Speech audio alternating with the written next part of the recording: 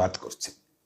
এই শ্লোকটার কথা বলি যে আমি আমার ছোটবেলায় মানে আমার যখন যৌবন সন্ধি সেই সময়টা প্রচুর কীর্তন করেছি এগুলো নিয়ে, এবং সেই কীর্তনের যে রেশ সেটা সমস্ত ভেসে এসেছিল যার কাছ থেকে, তিনি হচ্ছেন রামদাস বাবাজি। রামদাস বাবাজির কথা এখন কেউ জানেই না, অনেকেই খবর রাখেন। He had been eclipsed by so-called Gauriya Vaishnavas and ISKCONs and others.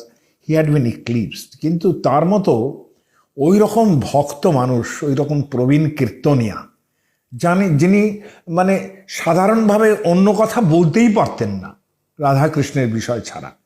Radharaman Charandas বাবাজির তিনি শিষ্য ছিলেন, এবং এতে নবদ্বীপে তার প্রসিদ্ধ মঠ আছে। সেখানে ললিতা সখী রাধারমণ চরণদাস বাবাজির আর একজন শিষ্য। তিনি অদ্ভুত ছিল তিনি